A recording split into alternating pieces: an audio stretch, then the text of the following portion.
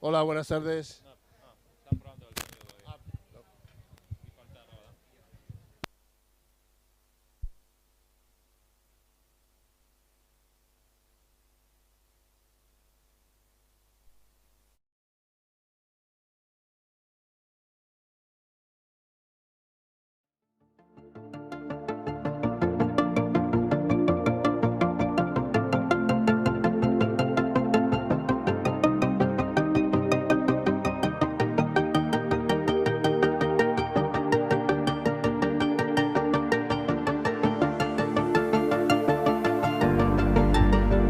Hola, buenas tardes. Perdón por el retraso y por llegar tarde, pero veníamos Alfonso y yo de una firma No se oye bien. y... ¿No se oye? Déjale el que el modelo. Hola, ¿ya? ¿Ahora? Bueno, ya no voy a hacer el chiste más veces porque pierde... No tenía gracia antes, no la va a tener ahora. Gracias por estar aquí un domingo por la tarde y...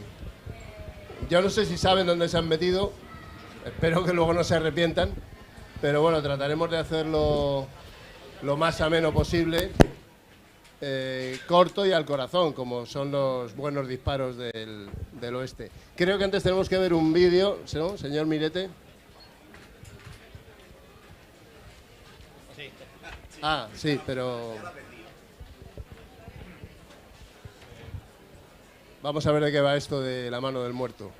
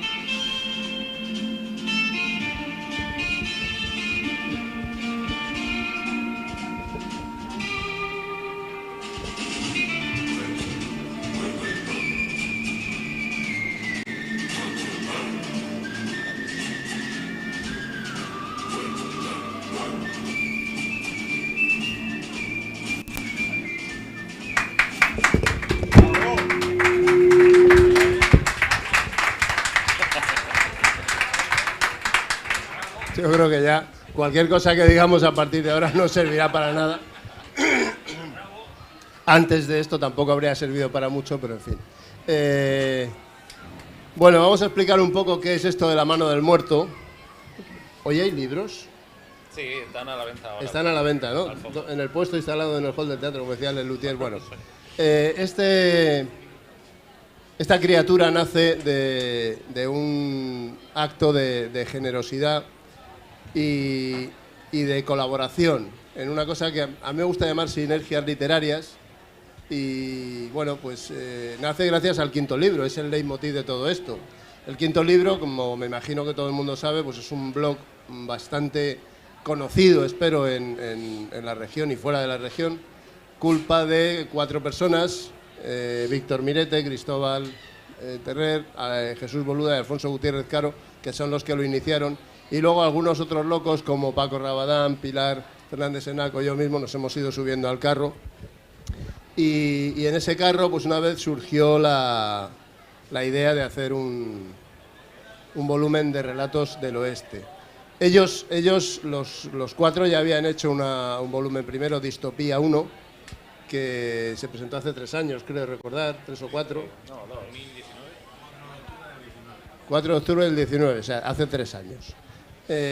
Con relatos distópicos y bueno, ahí surgió el germen. Y luego, pues en una comida de Navidad, pues alguien dijo, ¿por qué no hacemos un libro de relatos del oeste? Y ya no recuerdo qué pasó después, otro alguien dijo, no hay lo que tiene que haber, sujétame la cerveza, etcétera, etcétera, y nos metimos en este fregado. Hubo gente que se quiso bajar del carro, lo volvimos a subir, y al final descubrimos que éramos 7, y ¿por qué no? Bueno, 6 y Pilar, que vale por 3 o 4, y los 7 magníficos, e hicimos esto de La mano del muerto. Lo que no sabíamos es que eso fue en diciembre del 2021. Lo que no sabíamos era que parte del motor de este libro, bueno, nos iba a venir impulsado por unas circunstancias poco agradables. Una de ellas fue el fallecimiento de Fernando Marías, a quien queríamos haber incluido en esta antología, porque era un apasionado del western, y no nos dio tiempo. Y la otra, porque se la debemos a la persona que reinventó todo esto que está ahí fuera, que se llama Chencho Piqueras, y que para nosotros ha sido, no voy a decir un padre literario porque no sería justo, pero fue un amigo, un impulso y una persona con la que siempre podías contar. Y también va dedicado a él este libro, porque nos apetecía, porque nos duele, porque sigue con nosotros y porque se lo merece. Yo voy a pasar rápidamente el testigo a mis compañeros, porque no voy a hablar tampoco mucho más. De la gestación del libro podremos ir hablando ahora y les iré haciendo preguntas. Por ejemplo, ninguno de nosotros, creo, había trabajado el género del western. Ninguno. ¿Me equivoco? Pinceladas. Alfonso a lo mejor sí, Alfonso sí. Uno de 7. Entonces, explicadme un poco cómo se siente uno al saltar sin red. Y no os respetéis, porque no os habéis respetado nunca, no vamos a empezar esta tarde. Así que venga. ¿Salto a la red? Sin red. Sin red. Bueno. Sí, como bien apuntaba Parra, no nos habíamos iniciado en el camino del western demasiado a nivel literario. Yo, en mi caso, unas pinceladas, unos microrelatos, unas tonterías de estas que se escriben en servilletas, pero algo que fuese digno de que leyesen las demás personas, en mi caso, y yo creo que en el caso de ninguno lo habíamos hecho. Sí que es cierto que la mayoría de nosotros éramos hijos y somos hijos del western cinematográfico. Y de alguna forma toda esa visión de western, toda esa esencia, ese alma, esa atmósfera que transmite el western, en cierta forma sí que la teníamos dentro, y en mi caso siempre absurdamente me he sentido que pertenecía a esa época. Me gusta mucho ese ambiente, esa época, aunque sea decadente, aunque sea una época muy convulsa y muy agresiva y violenta, pero me sentía como que podía haber caminado a lomos de un caballo por el horizonte de Texas y cabalgar ahí como un forajido, y me gustaba, y bueno, pues dicen vamos a iniciar un relato western, y como te unes a otros 7 forajidos, a otros 6 forajidos que están igual o más locos que tú, pues al final te adentras. Y la idea fue hacer un western siguiendo en cierta manera los patrones clásicos del western, pero añadiendo algo original que tuviésemos cada uno de nosotros. Somos escritores muy diferentes los 7, y cada uno aportábamos una pincelada, un matiz diferente a nuestros relatos. Yo creo que esa fue un poco la idea inicial. Pilar, ¿qué fue lo más complicado de crear este relato? Pues... ¿No va? No va.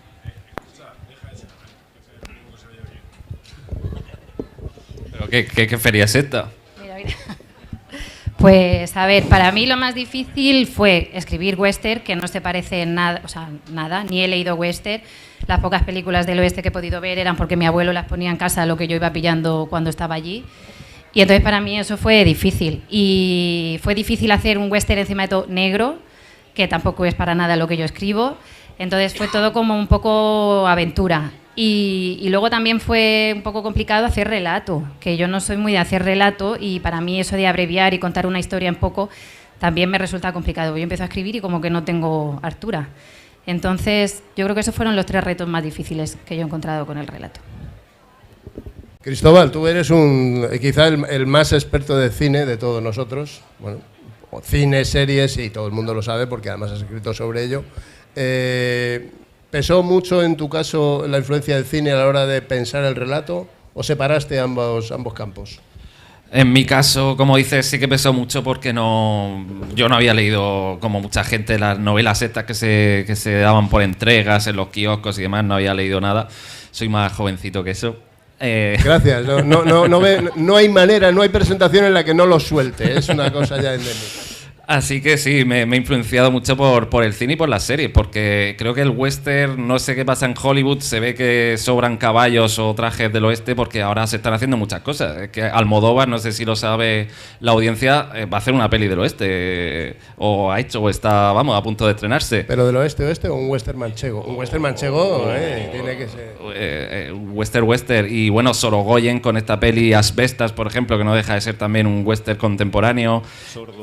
Sordo. A mí que me gusta mucho la directora esta de Nomadland, no deja de ser también un western ambientado en la actualidad.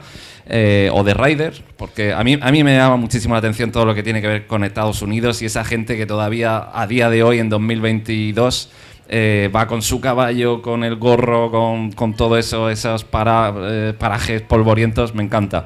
Entonces, yo he tenido que beber de ahí, obviamente, de películas, no sé si luego hablaremos un poco de cine, pero películas como Sin Perdón. Yo estaba acostumbrado a que las pelis del oeste eran las típicas de John Wayne y a mí la verdad que no me gustaban mucho. Cuando vi Sin Perdón dije, ostras, no sabía que el western también podía ser esto. Y luego en el mundo de las series, desde luego, Deadwood, que fue una de las primeras series de HBO después de Los Sopranos, la segunda serie que estrenó HBO, y es un western muy sucio, muy realista. Entonces yo quería un poco plasmar eso también en el relato. Bueno, somos 7, como ya les he dicho, y bueno, 7 magníficos, no sé quién me ha dicho por ahí, y los otros 3 están aquí sentados, Jesús Boluda, Alfonso Gutiérrez Caro y Paco Rabadán. En cualquier momento les podemos pasar un micro, el que no funciona bien, bueno, por eso les pasamos este, porque total tampoco a lo que cuenten.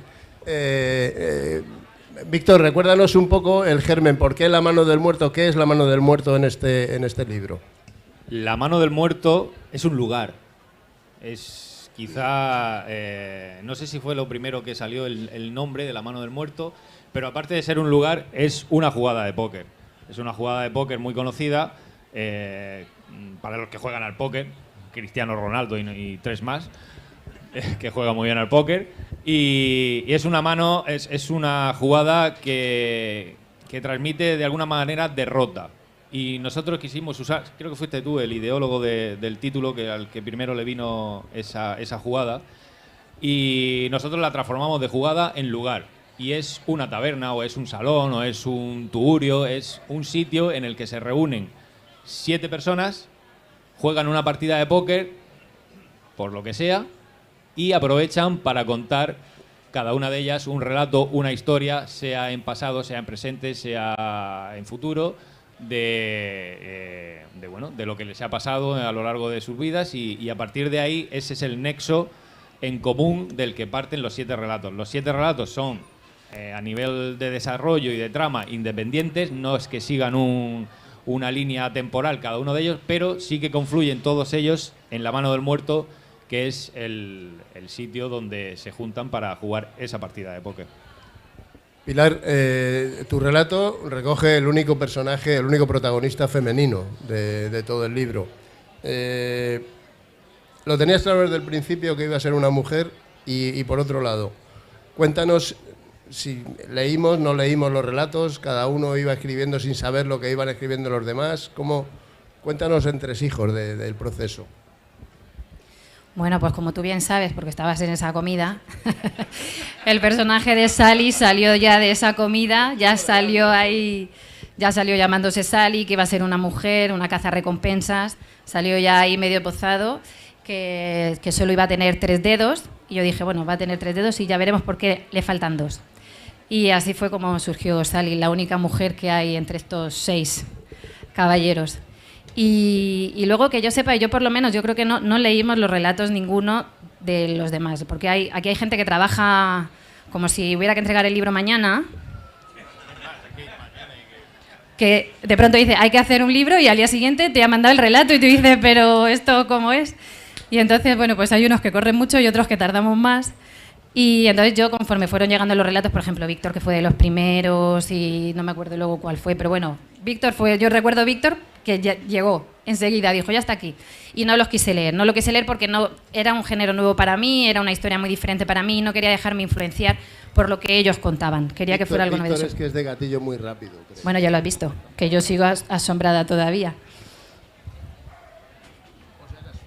Entonces eso, pues yo, por lo menos yo creo que ninguno leímos, que todos queríamos hacer esa parte un poco nuestra del relato, de cada uno de su personaje, su manera de escribir y de contar una historia, y que luego el nexo de unión fuera eso, el Salón de la Mano del Muerto fuera lo que de verdad uniera a esos 7 personajes, cada uno con su vida y con su manera de contar lo que le ha pasado o lo que le pasa. Podéis aportar cuando queráis y lo que queráis. El nombre de los personajes, por ejemplo, ¿cómo fue surgiendo? ¿Surgió antes el nombre que el propio relato, señor Boluda? A ver, buenas tardes a todos. Antes de explicar por qué mi personaje se llama el enterrador, déjame sé que este no se oye. Antes de explicar por qué mi personaje se llama el enterrador, y es porque yo soy un melancólico, me hace mucha gracia que digáis, no, es que hemos bebido de las novelas de, Hemos bebido, en de general. tal, hemos bebido de Tarantino. Lo que bebimos fue todo lo que nos bebimos para inventar esto. Ahí sí que bebimos. Lo otro ya viene después. Mi personaje es el enterrador. Evidentemente, como bien dice, es el enterrador del pueblo. Y era algo que también tuve claro desde el principio, porque todo el mundo estaba cogiendo cazarrecompensas, el típico vaquero, el otro. Digo, pues yo tengo que ser el que los entierra a todos. Y surgió desde el principio. Sí que es verdad que el personaje que yo tuve en mi cabeza 7 meses después de la reunión, porque lo voy cociendo poco a poco, no era el que en primera instancia pensé, pero bueno, al final fue evolucionando como propio enterrador y pasó de ser un hombre muy poderoso a ser lo que se quedó en el relato, que es un pobre hombre que no tiene sentido de vida y que cree que jugando una partida de póker va a arreglar su vida. Yo, Alfonso. si me permites, quería decir una cosa que se me había olvidado antes, y es que aunque el género western, que bueno, lo primero que cuando dijiste vamos a escribir un western negro, a mí lo que se me vino a la cabeza fue el muchachito este de la serie, el negrico este pequeñico. Webster. Western. Un western negro, pues pensé en él. Yo no fui el que dijo lo del western negro. ¿Fui yo? Vale. Perdemos la memoria, perdemos la noción y claro, luego... Pues eso, el chico ese, estaba Arnold y Wester. Pues ya está. Pero eso, que quería decir que el género western parece un género muy encorsetado, un género que es muy icónico y que solo atiende a un patrón, pero yo creo que es un género muy ecléctico y que aglutina casi todos los géneros. En el western, en casi cualquier western hay drama, hay romance, hay thriller, hay suspense, hay asesinatos, hay de todo. Yo creo que incluso ciencia ficción. En muchos de ellos hay ciencia ficción. Creo que es un género que está denostado injustamente y que transmite muchísimo más de lo que la gente piensa que es solo el western. Hay algo, hay mucha profundidad en los western y yo creo que hubo una época dorada en el cine en el que parecía que habían unos patrones muy exactos de lo que era el western. Y luego llegaron Sergio Leone, intentaron cambiar un poco, luego llegó Tarantino, intentó cambiar otro poco, y teníamos siempre la referencia de Marcial La Fuente Estefanía, que eran unas novelas siempre muy lineales, y parece que el western se quedó un poco encorsetado, pero creo que tiene muchas más vertientes y es muy abierto a muchos tipos de tramas y a ser muy dinámico y muy divertido, creo yo. Bueno, buenas tardes. Yo soy Alfonso Gutiérrez, el autor de El relato El Chico. Y bueno, como decía Jesús, como el cazarrecompensa ya estaba cogido, el héroe de la Guerra Civil Americana también, el tal, y yo dije, pues vamos a tirar un poco de inventiva y puse de protagonista a un zagal, a un niño, ¿no? Que es el chico, el protagonista del relato. Lo que más me fascina a mí del mundo este del western es precisamente el contexto, ¿no? Viven en una época en la que el progreso y lo salvaje se mezclan y da lugar a un mundo muy, muy, muy peligroso y un mundo en el que la infancia, pues creo que no es igual, ¿no? Ni mucho menos a la que tenemos todos en mente, ¿no? Entonces, la idea era poner a un niño en una situación totalmente de adulto, buscando venganza y a ver qué pasaba, ¿no? Esa era la idea desde un principio. Luego, pues bueno, la cosa va dando giros, va dando vueltas. No puedo contar mucho, obviamente, pero mi idea era hacer un spaghetti western negro, en relato y protagonizado por un niño. Ahí queda eso. Sí, bueno, buenas tardes. Me pongo aquí, que no me gusta daros la espalda. Yo soy Paco Rabadán, soy el autor del relato que encontraréis dentro de la antología Un pico y una pala, y mi personaje se llama Jack Dollar. Yo, un poco como Alfonso, pues trataba de salirme un poco de lo previsible, de ese tipo de personajes que todos cuando imaginamos la película del oeste y nos imaginamos siempre, pues eso, al vaquero que va pegando tiros por ahí. Quería salirme un poco de ese registro, porque sí que no se ha comentado, pero se ha comentado un poco superficialmente. El reto es un reto, o sea, nosotros somos escritores todos, los 7, con experiencia. Pero salir de nuestra zona de confort y ponernos a hacer un género que en la vida se nos había pasado por la cabeza, que yo por lo menos, si no es por esta experiencia, jamás lo hubiese hecho, fue todo un reto. Y ya puesto que es un reto, pues uno se intenta subir todo lo que puede, ¿no? Intenta que esa carrera de larga distancia sea lo más lejos posible. Y lo voy a resumir porque son relatos, y como también ha apuntado Alfonso, a poco que digamos, estropeamos la experiencia de la sorpresa de leerlo. Mi relato es una lección de marketing. Quería que, dentro por supuesto de ese marco del oeste, de relatos del lejano oeste, y de que por supuesto fueran negros, aunque yo creo que relativamente una cosa va a vincular a otra, quería que al final fuera eso, una lección de marketing, porque en el lejano oeste no solo había pistoleros y pistolas, o sea, y vosotros habéis visto en alguna película o en alguna novela de Marcial Lafuente dónde compraban las pistolas, por ejemplo. No lo sabemos, nunca nos lo han mostrado, ¿no? Porque quizás por la trama pues eso no era interesante o no era tal. Y sí me interesaba ese aspecto de el mundo, de esa vida que llevaban allí. Necesitaban cosas, y entre ellas un pico y una pala. Si queréis saber más, tenéis que leerlo. Gracias.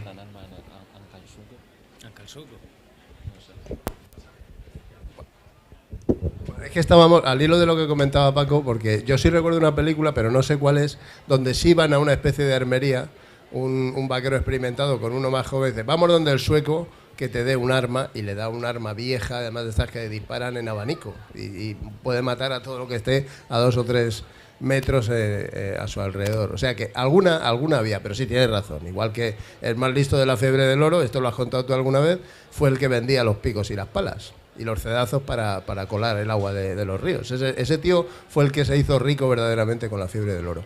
Oye, ¿cuál es el principal problema que encontrasteis, aparte de saltar de nuestra zona de confort? ¿Cuál es el principal problema ya literario que se os vino encima a la hora de escribir un relato del oeste? Pues a ver, yo como una mujer en el oeste quería hacer una mujer que fuera creíble, pero una mujer, tú dices una mujer vaquera, cazarrecompensas, como que era complicado. Entonces, entre que no sabía del oeste, pues estuve leyendo un poco, informándome un poco sobre las mujeres en el oeste, y es verdad que había mujeres que sí que tenían una función quizá más masculina, es decir, que les gustaba disparar, que les gustaba o que no tenían más remedio que salir a cazar, ¿no? Y entonces pues leí sobre Annie Oakley, Bellestar, Juanita Calamidad, que eran mujeres fuertes en el oeste. Todas las mujeres en el oeste eran fuertes, porque muchas estaban mucho tiempo solas, los maridos se iban con el ganado, otros se morían, otros estaban en la mina y pasaban mucho tiempo solas en sitios súper apartados unos de otros. Entonces, o sea, por norma eran mujeres muy fuertes. Pero estas mujeres como que cumplían un rol mucho más masculino. Eran mujeres a las que les gustaba disparar, que les gustaba salir a cazar. Por ejemplo, Annie Oakley era una tiradora estupenda. O sea, ganó, de hecho su marido era un gran tirador, era Frank Buckler, creo que se llamaba, que retó a un montón de gente a ver quién le podía superar dando al blanco, y quien le ganó fue Annie Oakley con 15 años. Ganó a este hombre y al final terminaron convirtiéndose en marido y mujer y participando en el show de Buffalo Bill. Entonces, para mí lo difícil fue construir una mujer que fuera creíble, o sea, con un papel, una función quizá un poco masculina, pero que ella siguiera teniendo su parte femenina. De hecho, Sally no pierde su coquetería a veces, no pierde, pero es una mujer dura porque la vida la ha tratado mal y ella ahora se dedica a un trabajo complicado y difícil, pero yo creo que para mí eso fue hacer una mujer de aquella época diferente y que se creyera, o sea, que fuera creíble. Está claro quién es de los 7 quien más se ha documentado sobre el tema, ¿eh? Pero sin ninguna duda. Los demás nos hemos tirado a la piscina de cualquier manera, Cristóbal. Bueno, a mí me pasó un poco. Está claro que el western tiene sus códigos y había que respetarlos. Yo, al contrario que mis compañeros, sí que cuando vi la oportunidad de escribir un western, digo, no me voy a ver en otra igual, y cogí un cazarrecompensas, vamos, lo tenía clarísimo. Y bueno, y también me gustaba mucho, siempre que veo las pelis del oeste me fijaba en los indios, entonces también quería meter algún personaje que representara esa mística que tienen los indios, que creo que son personajes también chulísimos. En cuanto a mi personaje, o a mi relato, que es Entre los bosques, bueno, pues el personaje es un cazarrecompensas, pero ya cuarentón, que en esa época pues obviamente era ya demasiado adulto, viene un poco de vuelta de todo. Había trabajado en la construcción del ferrocarril con la Union Pacific, venía de la guerra de secesión. Entonces, bueno, se enfrenta a una situación que aparece en los primeros compases del relato, y es un personaje como muy atormentado y busca una especie de redención. Pero bueno, sí que es cierto que luego me di cuenta que el western tenía bastante paralelismo también con nuestra sociedad. Como decía Alfonso, pues hay un componente tecnológico, el ferrocarril sirvió para unir todo Estados Unidos, un poco como ahora. También es un clima bastante árido, bastante crudo. Aquí en Murcia lo sabemos de sobra, sobre todo con el verano que hemos pasado. Así que vi bastante paralelismo, y luego sí que, un poco como Pilar, quise introducir un personaje femenino, que bueno, es un personaje al que intenté darle un toque de feminismo. Ella, bueno, tiene sus ideas muy claras, vive sola, todo el mundo intenta casarla con alguien, ella prefiere vivir sola y llevar un rancho por su propia cuenta. También, bueno, fantaseé un poco con que alguna vez la mujer pueda acceder al sufragio, al derecho al voto y demás, así que, bueno, vi que había muchos paralelismos y eso me gustó, porque el western, pues igual que la novela negra, sirve para hablar de otras cosas y no solamente la aventura en cuestión. Víctor. Bueno, mi primera intención era, en mi relato que se titula El último invierno de Red Button, yo quise intentar no ser pedante, no utilizar todos los clichés típicos del western, sin dejar que eso no transmitiese que de verdad es un western, pero intenté no ser pedante. Luego, a partir de ahí, quería un duelo, pero un duelo diferente. A mí me gustan mucho los western níveos, con nieve. Siempre, parece que el western siempre es muy árido, muy con sol. A mí me gustan mucho los western con nieve. El último más reciente creo que puede ser Los Odiosos 8 de Tarantino. Y quería que fuese un duelo dialéctico, no un duelo en el que se saque el revólver a quien tiene el revólver más rápido, que no por ello no hay revólver y no desenfundan, pero quería que el duelo fuese dialéctico. Y eso es lo que me llevó a que el relato se me complicase un poco, porque claro, al querer que el duelo sea dialéctico, el diálogo tiene que ser la parte importante del relato y tiene que ser muy potente y tiene que transmitir casi toda la trama a través del diálogo. Y eso es lo que me costó, el conseguir que los diálogos tuviesen la potencia y la profundidad con la que yo creo que Tarantino ha hecho por el cine y por el western, que es trasladar esa poca profundidad que tenía el western en cuanto a diálogo. Él consiguió que... Espera. Que el western tenía poca profundidad en cuanto a diálogo. Yo creo que sí, hasta ese momento... A ver, porque aquí al final vamos a salir mal. Aquí me parece que están haciendo dos bloques, dos sectores que tienen que ver con la edad, me estoy dando cuenta, porque lo basas todo en Tarantino, tal. Hay westerns buenísimos, os estáis olvidando del Tuerto de John Ford, o de Henry Hathaway, o en Horizonte de Grandeza, por ejemplo, o de Duelo al Sol, o de grandes películas donde el diálogo es potente y fundamental, ¿eh? O sea que hay vida antes de Tarantino. Pero quizá no era la generalidad. Y más si te trasladas al terreno literario, casi todos los westerns tenían la misma trama. Los mismos días parecía un copia-pega de casi todos. Sí que es cierto que hay, entre toda la generalidad, hay excepciones. Y tenemos a John Ford, y tenemos a Sam Peckinpah y a muchos directores que han sabido hacer muy buenas películas. Pero creo que siempre adolecía, en lo general, de profundidad narrativa y de profundidad dialéctica. Y en mi relato yo pues intenté un poco trasladar ese duelo al sol a la nieve, y ese duelo de revólver a a la lengua. No, sí, yo no hablo de tu relato me parece genial. Además, creo que es el único en el que no se dispara un solo tiro. O muy poco. No, pero es que lo que has dicho de ese cine ya me ha tocado un poco la fibra, ¿eh? Pero bueno, aquí estamos hablando de literatura y no de cine. Otro día nos ponemos a hablar del western y... Ojo que el único revólver lo he traído yo. Sí, pero a eso no se le puede llamar revólver. A eso no se le puede llamar revólver. Ese es el que se lleva aquí. Ese que se lleva aquí. Ah, por favor, eso... Bueno, claro, cada uno trae lo que tiene. Es decir, tampoco podemos pedir mucho. Chicos, vosotros, ¿cuál es la mayor dificultad con la que os encontrasteis? Yo voy a hacer un Paco Rabadán, me quedo aquí de pie. Yo la mayor dificultad que me encontré fue que me meten mucha caña y que lo tenía que terminar. Porque a mí me pasa que cuando me pongo a escribir un relato, primero me lo monto en la cabeza, luego le doy una vuelta, luego le doy otra, luego lo centrifugo un poco y cuando ya lo tengo me pongo delante de un papel y lo hago de punta a punta. Pero es que como esta gente tiene prisa, que lo hablamos en Navidad y ya lo querían en junio, pues yo decía, a mí no me da tiempo.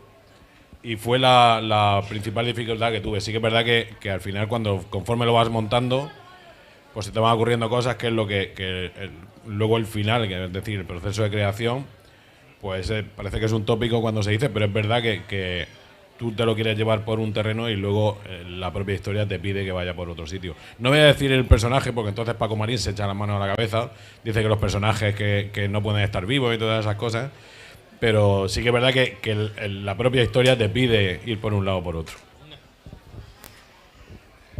Me tengo que levantar, ¿no?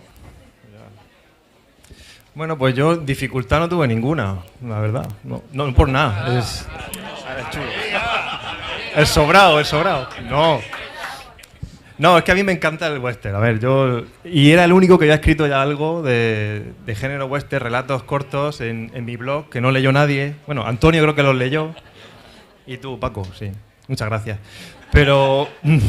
Entonces, bueno, fue muy fácil, ¿no? Yo he dicho antes que quise introducir un personaje original, el niño. Pero luego, al contrario de lo que ha dicho Víctor, yo sí que quise meter todas las referencias del oeste que pude, todas.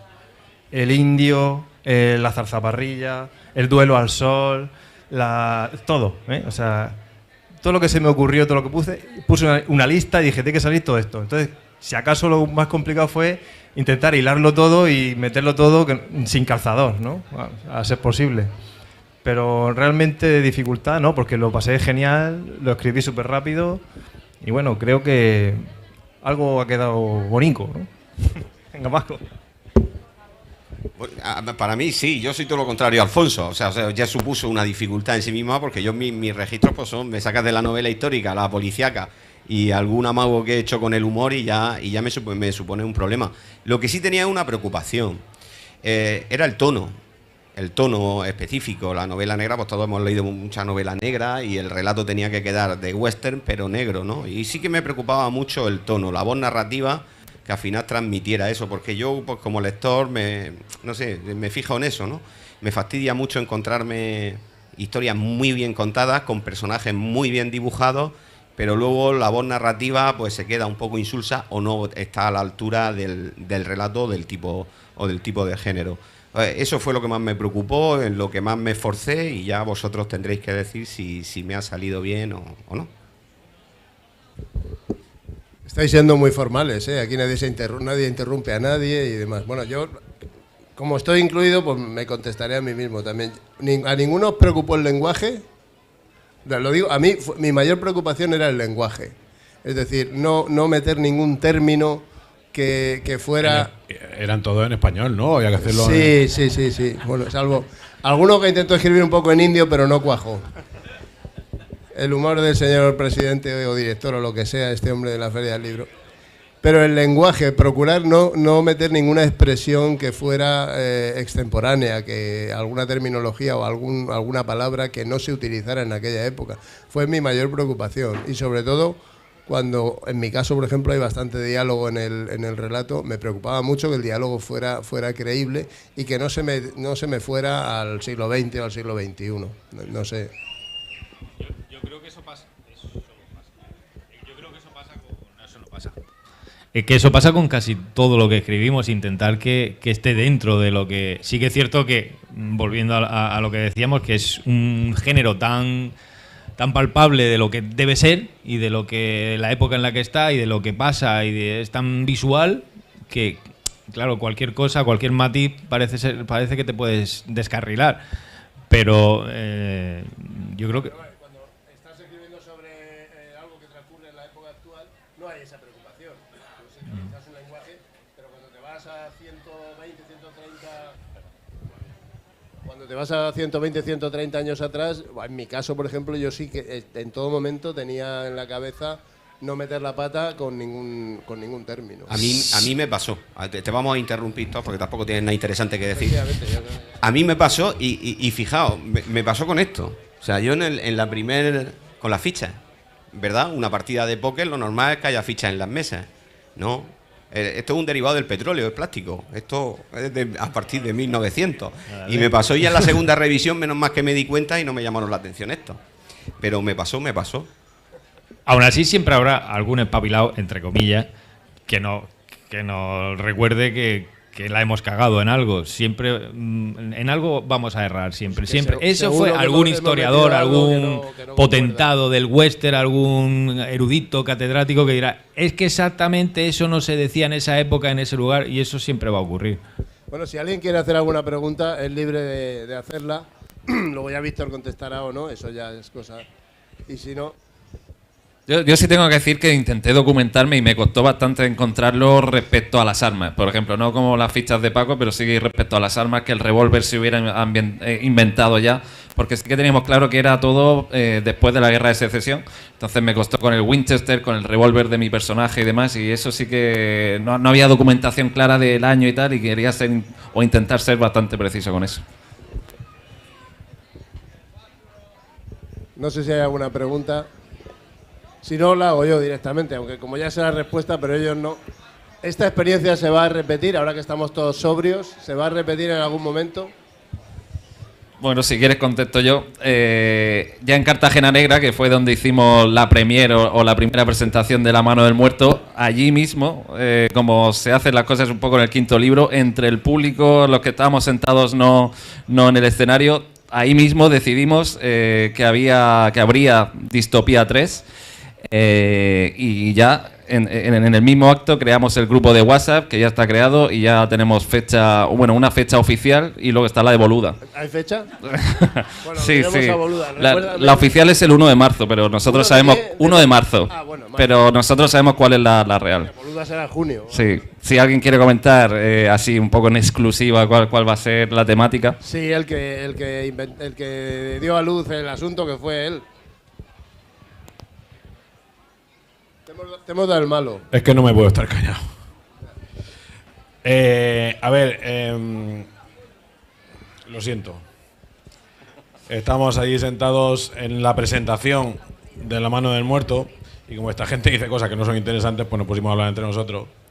Alguien dijo hotel por un lado, alguien dijo 7 pecados capitales por otro y dijimos, pues ¿por qué no juntamos 7 pecados capitales en un hotel y que cada uno haga un relato con un pecado capital? Y ese será Distopía 3, Hotel Dante. Dante o Tomante, pero bueno. Y efectivamente, como bien apunta Paco Rabadán, como somos 7 y todo el mundo quería la lujuria, pues tuvimos que hacer un sorteo. No, yo he de decir que en ese sorteo no estaba. Yo no estaba en ese sorteo. Había 6 personas, pero yo no estaba. Y me endosaron una que... En ese sorteo pusimos un figurante porque Paco no estaba. Y... Paco, ¿yo soy Paco ahora? Perdón, Antonio. No, nada. Y hicimos un sorteo en el que... No me acuerdo cuál me tocó. Es que como lo tengo para junio... Y bueno, nos repartimos los 7 pecados capitales y entonces cada uno de los relatos que vendrá... estará basado en uno de los 7 pecados capitales y bueno, no sé cuándo saldrá. Yo quiero decir que después del sorteo prefiero escribir otro western que escribir sobre el pecado que me ha tocado, que si no es el más difícil le queda poco, ¿eh? ¿Cuál es el que te ha tocado a ti? Soy la soberbia. Vale, decidlo. Yo, soy una sobre soberbia. todo, decir eso, ¿no? Que que esto en el fondo es un juego para nosotros, que nos lo tomamos muy en serio y que los relatos pues hemos intentado que sea lo mejor de nosotros mismos, pero esta parte de juego, de que nadie elige su pecado capital, sino que lo hicimos por sorteo de manera intencionada, no por el tema de la lujuria, lo hicimos porque queríamos que es más divertido y sobre todo para salir de nuestra zona de confort, descansar un poco de las novelas que estamos escribiendo ya con compromisos editoriales, etcétera, etcétera. Esto no deja de ser un juego para divertirnos y esperemos que esa sensación que tenemos nosotros a la hora de escribirlo, basándonos... Yo soy la pereza. Tú eres la pereza. Macho, es que, fíjate, es que lo habéis clavado. Casos, a mí me tocó la gula. Me tocó, digo, porque ni siquiera estaba presente, pero bueno. A mí tuve la suerte o la desgracia que me tocó el que todo el mundo quería, que era la lujuria. Y le estoy dando bastantes vueltas. La verdad, me está costando, como dice Pilar. Prefería casi el western o romántica o cualquier otra cosa antes que la lujuria, porque voy a intentar no caer en lo obvio y en lo obsceno, por decirlo así. Pues a mí me tocó el viaje de ira y ya veremos si de vuelta también lo... Pero me tocó la ira.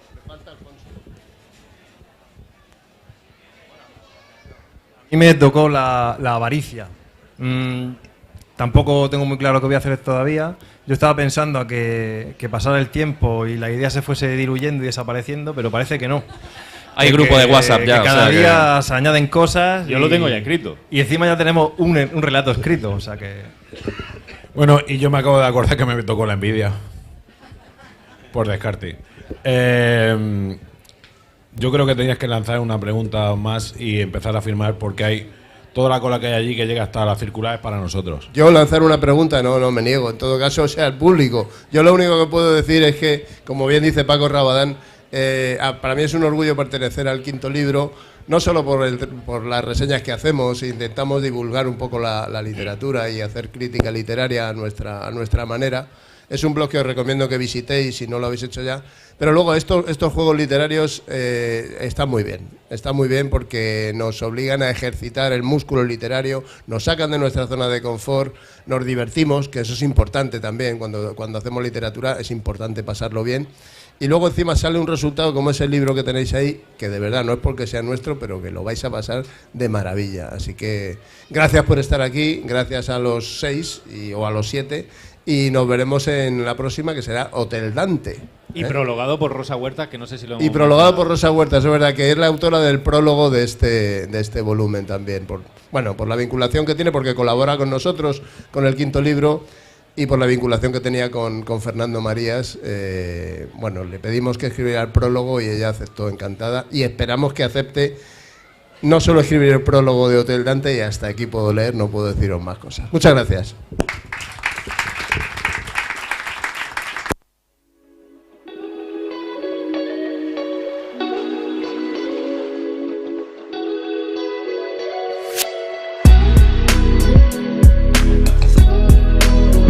¿Qué quieres decir, Rey? El libro se puede adquirir. Tenemos ahí una voluntaria que está deseosa de vender muchos libros porque su sueldo depende de ello, y nosotros aquí estaremos gustosos de firmarlo. Un alma caricativa que nos eche una foto aquí a los 7, por favor. Gracias.